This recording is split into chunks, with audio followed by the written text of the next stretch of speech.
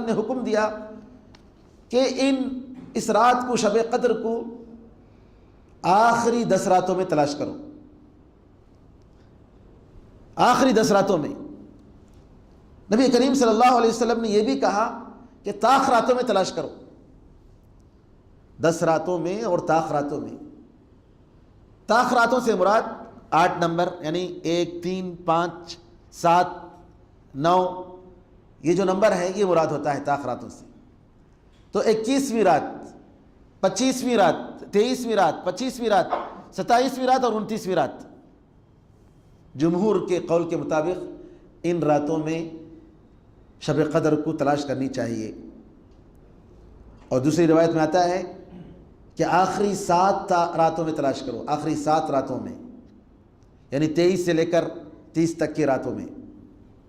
تو گویا اگر 21 میں بھی اگر غلطی ہو گئی تو کم از کم 23 سے لے کر 30 تک 7 راتیں ہیں، اس میں شب قدر کو تلاش کرنا چاہیے۔ ابو سعید خدری رضی اللہ تعالیٰ عنہ سے ایک صحابی نے سوال کیا، اور یہ روایت صحیح مسلم میں ہے۔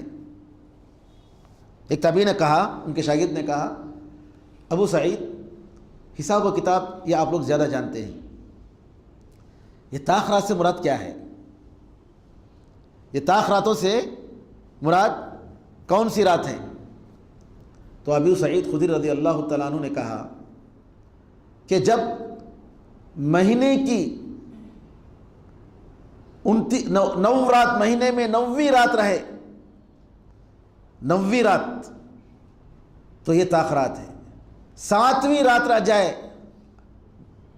مہینے کی سارے مہینے گزر گئے اور 7ویں رات باقی ہے، تو وہ رات، 5ویں رات، 3ری رات اور 1 رات۔ ابو سعید خدری رضی اللہ تعالیٰ عنہ کی گنتی کے مطابق دیکھیں گے تو 21ویں رات نہیں ہے مراد، 22ویں رات ہوگی، یعنی 9ویں رات اگر باقی رہ جائے تو وہ طاق رات ہے، 7ویں رات اگر رہ جائے تو وہ طاق رات ہے۔ تو 9ویں رات رہ جائے تو کون سی رات ہوتی ہے؟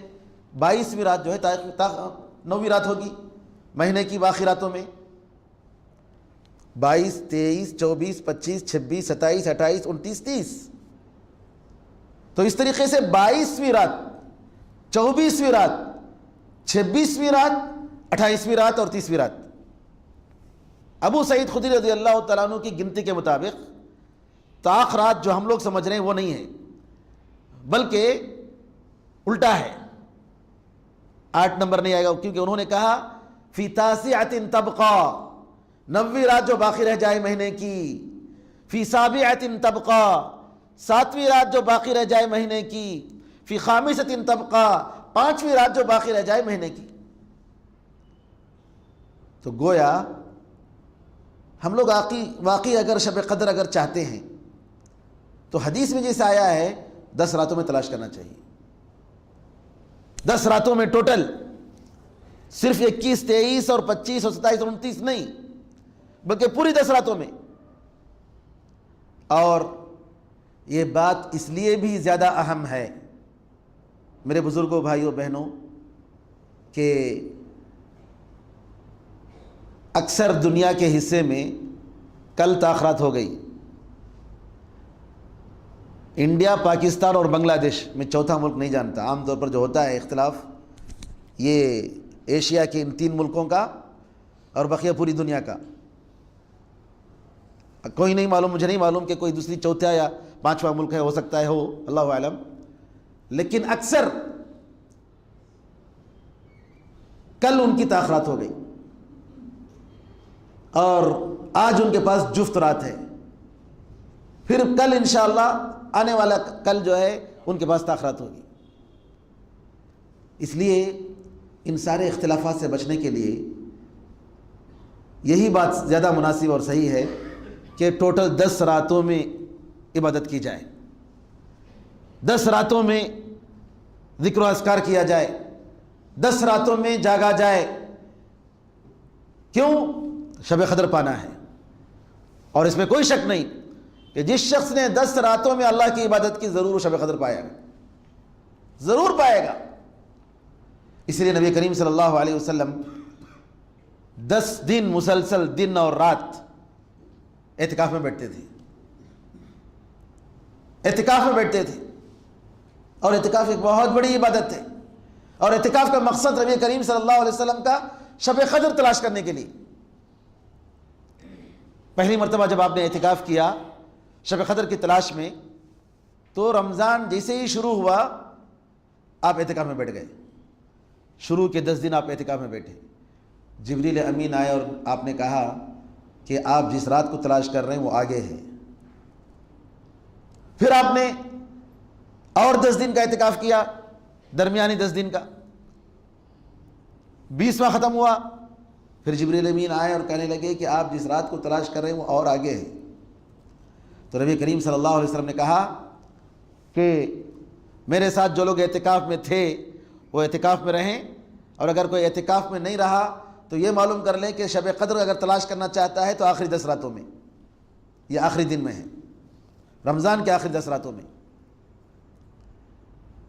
تو کہنے کا مطلب یہ ہوا کہ نبی کریم صلی اللہ علیہ وسلم شب قدر تلاش کرتے تھے، کس لیے؟ یہ اعتکاف میں بیٹھتے تھے، آپ کا مقصد کہ شب قدر پا جائے، اعتکاف کا اہم مقصد کہ شب قدر ہمیں مل جائے۔ تو لہٰذا اس رات کی تلاش کے لیے نبی کریم صلی اللہ علیہ وسلم بڑی محنت کرتے تھے۔ عائشہ رضی اللہ تعالیٰ عنہ فرماتی ہیں کہ کبھی میں نے نبی کریم صلی اللہ علیہ وسلم کو اتنی زیادہ عبادت کرتے ہوئے نہیں دیکھا جتنا میں نے رمضان کے آخری 10 راتوں میں دیکھا ہے۔ بہت 10 دنوں میں 10 راتوں میں آپ بہت زیادہ عبادت کرتے تھے، اور اعتکاف میں بیٹھ جانا یہ خود بڑی بات ہے۔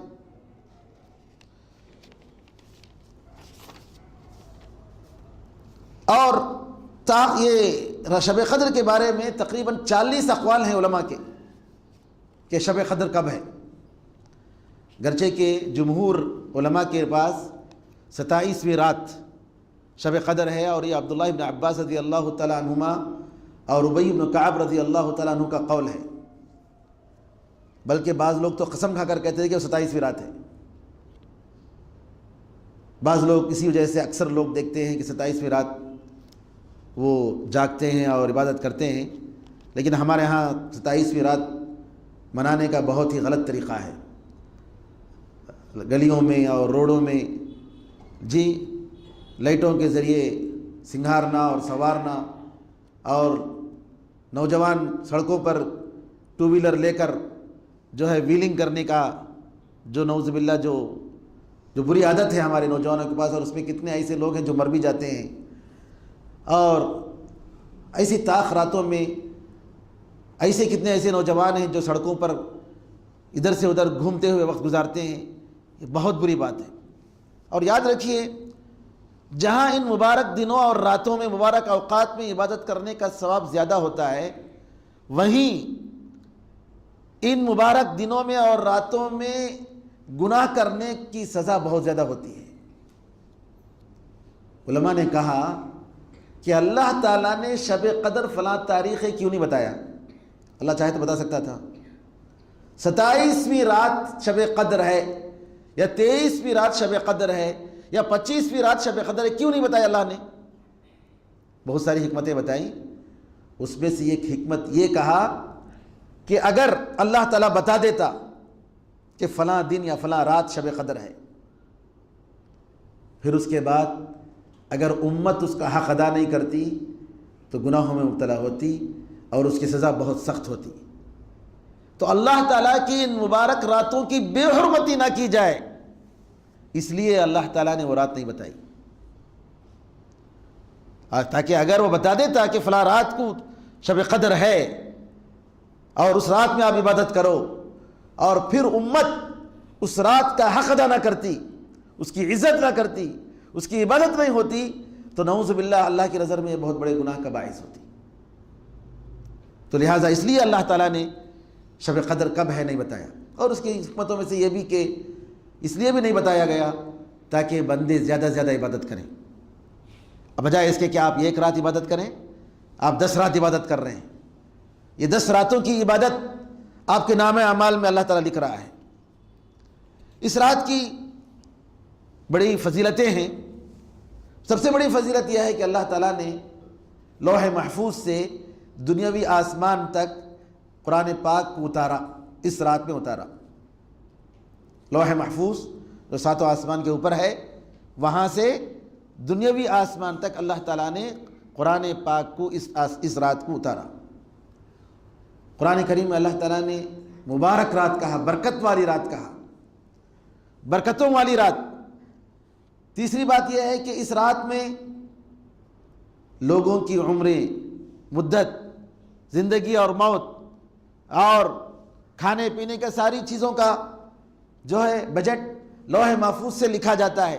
یہ 1 سال کا ریکارڈ، 1 سال کا بجٹ پیش ہوتا ہے. فرشتے خیر و مغفرت اور برکت لے کر اترتے ہیں.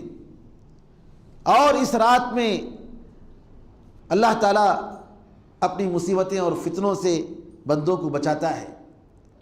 اس رات میں اللہ تعالیٰ گناہوں کو معاف فرماتا ہے. تو زیادہ سے زیادہ وقت اللہ تعالیٰ کی عبادتوں میں گزارنی چاہیے. اور اعتکاف، جیسا کہ میں نے کہا، مسجد میں اللہ تعالیٰ کے لیے دنیا کے سارے کاموں سے کٹ کر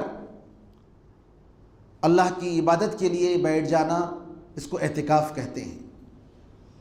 عکف یعکف کہتے ہیں گوشہ نشین ہونا، کہ کسی جگہ آپ اپنے آپ کو بٹھا کر پابندی کر لیتے ہیں کہ ہم مسجد میں رہیں گے، مسجد کے باہر نہیں جائیں گے. علماء نے کہا کہ رمضان میں اعتکاف میں بیٹھنا یہ سنت مؤکدہ ہے. سنت مؤکدہ آپ جانتے ہیں کہ سنن اور نوافل میں اس کی بڑی اہمیت ہے.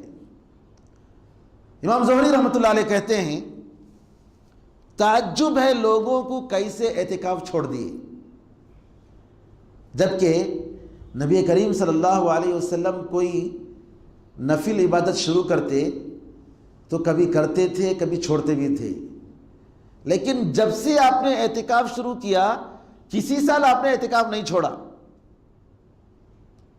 ایک مرتبہ ایسا ہوا کہ نبی کریم صلی اللہ علیہ وسلم اعتکاف کے لیے آپ نے مسجد میں اپنے لیے خیمہ لگانے کا حکم دیا، ڈیرا لگانے کا حکم دیا. ایک بیوی نے کہا اللہ کے رسول میں بھی آپ کے ساتھ اعتکاف میں بیٹھتی ہوں. ان کا بھی ڈیرا لگایا گیا. دیکھا دیکھی کمپٹیشن میں سارے امہات المؤمنین نے ڈیرا لگوا لیے. نبی کریم صلی اللہ علیہ وسلم فجر کی نماز کے بعد دیکھے کیا مسجد میں ڈیرے لگے ہوئے. کہا کہ کیا ہے بھائی؟ کہا کہ یہ امہات المؤمنین کے ڈیرے ہیں، اعتکاف میں بیٹھنا چاہتے ہیں. نبی کریم صلی اللہ علیہ وسلم نے کہا کہ یہ تو آپس میں ایک دوسرے کو کمپٹیشن کرتے ہوئے کرے ہیں، سب کو نکالو، سارے ڈیروں کو نکالو، اور خود بھی آپ نے اعتکاف میں نہیں بیٹھا. لیکن اس کے بعد آپ نے قضا کیا، اور جس سال آپ کا انتقال ہوا اس سال آپ نے 20 دن آپ نے اعتکاف کیا.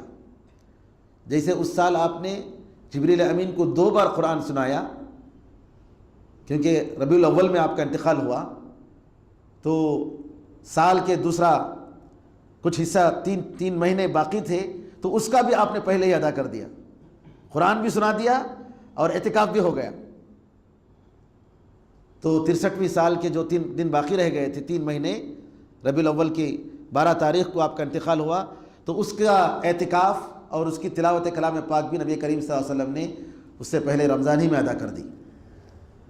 تو امام زہری رحمۃ اللہ علیہ کہتے ہیں کہ تعجب ہے لوگوں کو کیسے وہ اعتکاف چھوڑ دیے، بھول گئے، اعتکاف میں نہیں بیٹھ رہے، جبکہ نبی کریم صلی اللہ علیہ وسلم سنن اور نوافل میں سے کسی کو شروع کرتے کوئی عبادت تو کرتے بھی تھے اور چھوڑتے بھی تھے. بعض چیزیں یعنی پابندی نہیں کرتے تھے. لیکن اعتکاف ایک ایسی عبادت تھی جس کو نبی کریم صلی اللہ علیہ وسلم نے زندگی میں برابر آپ کرتے رہے، کبھی چھوڑا نہیں آپ نے. تو سنت مؤکدہ ہے. عمر فاروق رضی اللہ تعالیٰ عنہ کے بارے میں آتا ہے کہ آپ نے نبی کریم صلی اللہ علیہ وسلم سے پوچھا، اللہ کے رسول میں نے جاہلیت کے زمانے میں اسلام سے پہلے نظر مانی تھی.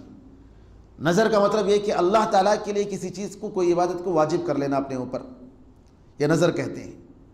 نون زال را، یہ بد نظر لگتی ہے وہ زوئی سے ہے، نظر جو بری نظر لگتی ہے وہ زوئی سے ہے، ضاد جس کو کہتے ہیں ضاد سے. لیکن نظر جو مانتے ہیں انگلش میں وہ بولتے ہیں VOW، نظر مان لینا، کسی چیز کو واجب کر لینا کہ فلاں کام اگر ہوگا تو میں اللہ کے لیے 2 رکعت نماز پڑھوں گا یا مسکینوں کو کھانا کھلاؤں گا، اپنے اوپر واجب کر لینا. تو اعتکاف عمر رضی اللہ تعالیٰ عنہ نے نظر مانی تھی کہ ایک دن ایک رات آپ جو ہے مسجد حرام میں اعتکاف میں رہیں گے، اسلام سے پہلے جاہلیت کے زمانے میں. تو نبی کریم صلی اللہ علیہ وسلم نے کہا کہ اوفی بنذرک، اپنے نظر کو تم پوری کرو. تو اگر کوئی شخص اعتکاف کے تعلق سے نظر مانتا ہے تو چیز اس کے لیے واجب ہوتی ہے، اللہ تعالیٰ کے لیے کرنا اس کے لیے ضروری ہوتا ہے. ورنہ رمضان کا جو اعتکاف ہے آخری عشرے کا، یہ جو ہے سنت مؤکدہ علماء نے کہا ہے. اور ضروری نہیں کہ آپ 10 رات اعتکاف میں بیٹھیں، ایک دن بھی بیٹھ سکتے ہیں، 24 گھنٹہ بھی بیٹھ سکتے ہیں، 3 دن بھی بیٹھ سکتے ہیں، 2 دن بھی بیٹھ سکتے ہیں. اور علماء کے صحیح قول کے مطابق اعتکاف کے لیے جو ہے کوئی فکس دن نہیں ہے کہ 10 دن ہی بیٹھنا ہے، نہیں، کوئی ضروری نہیں، سوائے کہ اللہ ہے کہ وہ نظر مانے تو اس کے لیے بیٹھنا پڑے گا. اعتکاف کے مسائل میں سے ایک مسئلہ یہ بھی ہے کہ آپ مسجد میں اللہ تعالیٰ کے لیے بیٹھے ہیں. مسجد میں بیٹھ کر، اعتکاف میں بیٹھ کر بعض لوگ فون کے ذریعے بزنس کرتے رہتے ہیں، کیونکہ آج کل فون سے سارا کام ہوتا ہے. تو یہ اعتکاف نہیں ہے. مسجد میں خرید و فروخت کی بات کرنا ہی جائز نہیں. تو آپ فون میں بیٹھ کر نہیں اتنا دے ڈالو اسے، اتنا کر ڈالو اسے، اتنا بیچ ڈالو، جائز نہیں ہے. ایک صاحب نے مجھے آج سوال کیا کہ کیا میں اعتکاف میں بیٹھ کر لیپ ٹاپ رکھتے ہوئے جو میرا کام ہوتا ہے کرنے کا وہ کر سکتا ہوں کیا؟ میں نے کہا بھائی اعتکاف کا مطلب ہی اپنے آپ کو لوگوں سے کٹ کرنا ہے، لوگوں کے تعلقات. اور ایک فون جو ہے بہت بڑا فتنہ ہے. ساری چیزیں جو ہے فون سے جب پوری دنیا جو ہے آپ گھوم سکتے ہیں، پوری دنیا کے معلومات لے سکتے ہیں، پوری دنیا میں بزنس کر سکتے ہیں. اگر آپ لیپ ٹاپ رکھ کر آپ کی ڈیوٹی جو گھر میں کر رہے تھے یا آفس میں کر رہے تھے وہ آپ اگر مسجد میں کرنا چاہ رہے ہیں تو کیا فائدہ اس کا؟ میں نے کہا اس سے بہتر یہ ہے کہ آپ 10 دن کے لیے مت بیٹھیے، لیکن 3 دن کے لیے بیٹھیے یا 2 دن کے لیے بیٹھیے، لیکن باقاعدہ بیٹھیے اور اپنے آپ کو پوری طریقے سے کٹ کر کے دنیا اور دنیا کے سارے معاملات سے الگ ہو کر اعتکاف کیجیے. یہ زیادہ بہتر ہے بجائے اس کے کہ انسان 10 دن بیٹھے اور جو ہے مسجدوں میں بیٹھ کر اپنا جو بھی کاروبار ہے یا دوسری چیزیں دنیا کی وہ ساری چیزیں جو ہے اس سے اس کا تعلق رہے. نہیں، یہ نہیں ہونا چاہیے. بعض لوگ اعتکاف میں بیٹھتے ہیں، کیا ہے میرا دوست بیٹھا ہے میں بھی بیٹھتا ہوں دوستوں کے ساتھ گپے مارنے کے لیے. اور خاص طور پر جو ہے کم عمر کے یا نوجوان ہوتے ہیں، دیکھے کب دیکھے تو باتیں کرتے رہنا یا ٹیلی فون میں گیمز کھیلتے رہنا، یہ سب اعتکاف کے ساتھ مذاق ہے اور مسجد کی بے حرمتی ہے. نعوذ باللہ، مسجد کی بے حرمتی ہے. اس سے بہتر یہ ہے کہ یہ لوگ اعتکاف میں نہ بیٹھیں.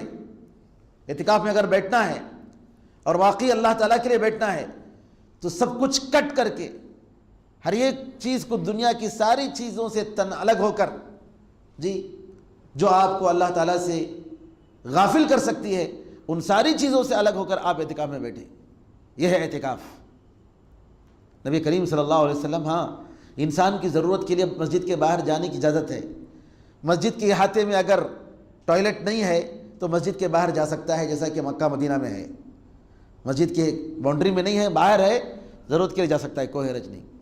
اسی طریقے سے کھانا پینا مسجد میں میسر نہیں ہے، کوئی لا کر کھانا پینا دینے کے لیے کوئی آدمی نہیں ہے، تو آپ ہوٹل میں جا کر کھانا چاہ رہے ہیں، بالکل اپنی ضرورت کے لیے جا سکتے ہیں اور ہوٹل میں کھانا کھا کر آ سکتے ہیں. اگر کوئی آدمی ایسا نہیں ہے جو آپ تک مسجد میں کھانا لا کر آپ کو پہنچائے تو ایسی ضرورت کے لیے علماء نے اجازت دی ہے کہ جا سکتا ہے اور ہوٹل میں کھا کر آ سکتا ہے. مکہ مدینہ میں جو اعتکاف میں بیٹھتے ہیں عام طور پر ایسے ہی ہوتا ہے، جاتے ہیں باہر ہوٹل میں جا کر کھا کر آتے ہیں. ہوٹل میں جا کر کھا کر آنے کا مطلب یہ نہیں کہ آپ جو ہے وقت گزارتے سڑکوں پر وقت گزاریں، نہیں، ضرورت سے فارغ ہوئے اور فوراً جی مسجد میں آ گئے. مسجد میں اپنے آپ کو اللہ تعالیٰ کے ساتھ اپنا وقت گزارنا، اللہ کی نعمتوں میں غور و فکر کرنا، اللہ تعالیٰ کی نعمت کتنی زیادہ ہے مجھ پر اور میں کتنا گناہ کر رہا ہوں، کتنی مرتبہ میں سوچ رہا ہوں کہ اپنی زندگی کو بدلوں، لیکن کیوں نہیں بدل رہا ہوں؟ میرا رمضان گزر رہا ہے لیکن ہر رمضان اسی طریقے سے گزر رہا ہے جیسے پرانے رمضان گزرے تھے، کیوں اس رمضان میں تبدیلی نہیں آ رہی ہے؟ کیوں یہ میرا رمضان کا مہینہ میری زندگی کو بدلنے میں اور اللہ تعالیٰ کی طرف قدم بڑھانے میں یہ کیوں رمضان کی عبادتیں وہ کردار ادا نہیں کر رہی ہیں؟ یہ سب سوچنا ہے، اس کے لیے اعتکاف میں بیٹھتا ہے، یہ سوچنے کے لیے، اپنی زندگی بدلنے کے لیے، اللہ کی نعمتوں میں غور و فکر کرنے کے لیے، اللہ کی عظمت پہ غور و فکر کرنے کے لیے، اپنی گناہوں پر رونے کے لیے اور اللہ تعالیٰ سے اپنی مرادیں مانگنے کے لیے اعتکاف میں آدمی بیٹھتا ہے۔ ورنہ ایسے ہی مسجد میں وقت گزارنا، جسم مسجد میں ہے اور دل پورا باہر ہے تو اس کا کوئی فائدہ نہیں۔ اعتکاف کا مطلب ہی یہی ہے کہ دل اور دماغ اور سب کچھ جو ہے آپ کا جو ہے مسجد میں ہے۔ اعتکاف کے مسائل میں سے ایک مسئلہ یہ بھی ہے کہ عورتوں کے لیے اعتکاف کی کون سی جگہ ہے؟ بعض لوگوں نے کہا، بعض علماء کا خیال یہ ہے کہ عورتوں کے لیے اعتکاف کی جگہ ان کا گھر ہے، ان کے گھر میں بیٹھ کر وہ اعتکاف کریں گی، لیکن قرآن اور حدیث کی دلیلوں کی روشنی سے یہ پتہ چلتا ہے کہ عورتوں کے لیے بھی اعتکاف کی جگہ مسجد ہی ہے، گھر نہیں ہے۔ اعتکاف اگر بیٹھنا چاہتی ہیں تو مسجد ہی میں، بعض عورتیں اپنے گھر میں بیٹھ کر اعتکاف کرنا چاہتی ہیں، اپنی نماز کی جگہ بیٹھنا چاہتی ہیں، تو روایتوں سے ہمیں ایسا پتہ نہیں چلتا ہے۔ ابھی میں نے جو واقعہ بتایا امہات المؤمنین کا، جس میں نبی کریم صلی اللہ علیہ وسلم نے ان کے ڈیروں کو نکالنے کا حکم دیا اور خود بھی اعتکاف میں نہیں بیٹھا، اگر عورتوں کو اعتکاف بیٹھنے کے لیے اگر ان کا گھر کافی ہوتا، گھر میں وہ اعتکاف بیٹھ سکتے تھے، تو نبی کریم صلی اللہ علیہ وسلم ان کو کہتے تھے سب اپنے اپنے گھر میں اعتکاف میں بیٹھ جاؤ، مسجد میں بیٹھنے کی ضرورت نہیں، کیونکہ اس میں اخلاص اور رلیت اور آدمی جو ہے اپنے اعمال کو چھپانے کی کوشش کرتا ہے گھر میں جب رہتا ہے۔ تو نبی کریم صلی اللہ علیہ وسلم کہتے تھے، کہہ سکتے تھے، لیکن آپ نے نہیں کہا، آپ نے ان کے ڈیرے بھی نکلوا دیے، خود بھی آپ اعتکاف میں نہیں بیٹھے۔ تو خواتین کے لیے بھی اعتکاف کی جگہ مسجد ہی ہے۔ قرآن کریم میں اللہ تعالیٰ نے رمضان کے روزوں کے ذکر کرنے کے ساتھ ساتھ کہا وَلَا تُبَاشِرُوهُنَّ وَأَنْتُمْ عَاكِفُونَ فِي الْمَسَاجِدِ، تم اپنی بیویوں سے نہ ملو اس حالت میں کہ تم مسجدوں میں اعتکاف کی حالت میں بیٹھے ہو۔ اور یہ بات کہ عورتوں کے لیے بھی اعتکاف کی جگہ مسجد ہے، گھر نہیں ہے، اس کے لیے دوسری دلیل بخاری کی ایک روایت ہے کہ اسماء رضی اللہ تعالیٰ عنہ کے بارے میں آتا ہے کہ ان کو وہ اعتکاف میں تھی، مسجد میں اعتکاف میں تھی، مسجد نبوی میں، اور اعتکاف کی حالت میں ان کو بلیڈنگ ہوتی تھی، جس کو استحاضہ کہتے ہیں، حیض نہیں، جو منتلی ماہانہ جو ہوتا ہے منتلی کورس، وہ نہیں، بلکہ ایک بیماری ہے جس میں نماز فرض رہتی ہے اور نماز ساقط نہیں ہوتی ہے، نماز پڑھنی پڑتی ہے، اس کو عربی میں استحاضہ کہتے ہیں، ایک بیماری ہے۔ استحاضے کی حالت میں، اور حدیثوں میں اس روایت میں آتا ہے کہ چیئر میں بیٹھ کر، چیئر میں وہ نیچے تشت رکھے ہوئے تھے کہ اگر کچھ ہو جائے تو جو ہے بلیڈنگ اگر ہو جائے تو تشت میں پڑے۔ کیا ضرورت تھی بھائی؟ مسجد میں رسول اللہ صلی اللہ علیہ وسلم بولتے تھے کہ بھائی مسجد میں جا کر اعتکاف، گھر میں بیٹھ کر اعتکاف کرو، ایسی حالت میں جبکہ مسجد گندہ ہونے کا خطرہ ہے۔ پھر بھی اسماء رضی اللہ تعالیٰ کے بارے میں آتا ہے کہ وہ مسجد میں اعتکاف میں رہتی تھی، استحاضے کی حالت میں، چیئر میں بیٹھ کر، اپنے نیچے تست رکھی ہوئی تھی، کیونکہ ان کو جو ہے بلیڈنگ کا پرابلم تھا، اس وجہ سے وہ مسجد میں بیٹھ کر اعتکاف کی حالت میں، اس حالت میں بیٹھی رہتی تھی۔ اگر گھر میں بیٹھنا جائز ہوتا عورتوں کے لیے تو نبی کریم صلی اللہ علیہ وسلم ایسی عورتوں کو خاص طور پر کم از کم اجازت دیتے، کہتے تھے کہ جا کر گھر میں بیٹھو۔ تو ان روایتوں سے یہ معلوم ہوتا ہے کہ عورتوں کے لیے بھی اعتکاف کی جگہ مسجد ہی ہے۔ یہ الگ بات ہے کہ آج کل عام طور پر ہمارے ماحول میں اکثر مسجدوں میں عورتوں کے لیے اعتکاف کا موقع نہیں دیا جاتا ہے، فتنوں کے ڈر سے، یہ الگ بات ہے۔ ورنہ شریعت کا جو حکم یہی ہے۔ علندور کی مسجد اہل حدیث میں خواتین کے لیے اعتکاف میں بیٹھنے کی اجازت ہے، باقاعدہ اس کا انتظام ہے۔ آلندور کی مسجد اہل حدیث میں باقاعدہ جو عورتیں اعتکاف میں بیٹھنا چاہتی ہیں ان کے لیے اجازت ہے اور وہ اعتکاف میں بیٹھتی ہیں الحمدللہ کئی سالوں سے، اور ان سال بھی الحمدللہ وہ سسٹم موجود ہے۔ اعتکاف میں بیٹھنے والے اعتکاف میں کب داخل ہوں، کس وقت اعتکاف میں داخل ہونا چاہیے؟ اگر کوئی شخص 10 دن اعتکاف میں بیٹھنا چاہتا ہے تو علماء کے اس میں 2 قول ہیں۔ یہ قول یہ ہے کہ مغرب کے بعد 20ویں روزہ ختم ہونے کے بعد جب مغرب کی نماز ہو جائے اس وقت سے اعتکاف کا وقت شروع ہوتا ہے، اور دوسرا قول یہ ہے کہ نہیں، 21ویں دن سحری کرنے کے فجر کے بعد، 21واں روز سحری کریں گے 21ویں دن کا، تو 21واں روزہ جو ہوگا اس دن فجر کی نماز کے بعد اعتکاف میں داخل ہوں گے۔ علماء کے 2 اقوال ہیں اور دونوں طرف حدیثیں موجود ہیں، لیکن صحیح بات یہ ہے کہ اصل وقت تو شروع ہوتا ہے 20ویں دن سورج غروب ہونے کے بعد اور مغرب کے بعد، 21ویں رات کی مغرب کے بعد سے جو ہے وہ شروع ہو جاتا ہے، اور وہی وقت جو ہے اعتکاف کا وقت ہے۔ جو لوگ 10 دن تک اعتکاف میں بیٹھنا چاہتے ہیں ان کے لیے۔ اب جو روایت آئی ہے کہ نبی کریم صلی اللہ علیہ وسلم 21 کے دن صبح میں فجر کے بعد اعتکاف میں داخل ہوتے تھے، تو اس کا مطلب یہ ہے کہ نبی کریم صلی اللہ علیہ وسلم کا معمول تھا کہ فجر کی نماز کے بعد روزانہ اعتکاف میں چلے جاتے تھے، اعتکاف کی جگہ پر چلے جاتے تھے، وہاں جا کر آپ اپنی باتوں میں مصروف رہتے تھے۔ روزانہ یہ معمول ہوتا تھا، فجر نماز ہوئی اور نماز کے بعد جو ہے اعتکاف کی جگہ میں بیٹھ گئے، نماز کے لیے آئے پھر اپنی جگہ اعتکاف کی جگہ بیٹھ گئے۔ تو یہ مراد ہے، اس کا مطلب یہ نہیں کہ اعتکاف کا وقت کہاں شروع ہوتا ہے، دن میں شروع ہوتا ہے۔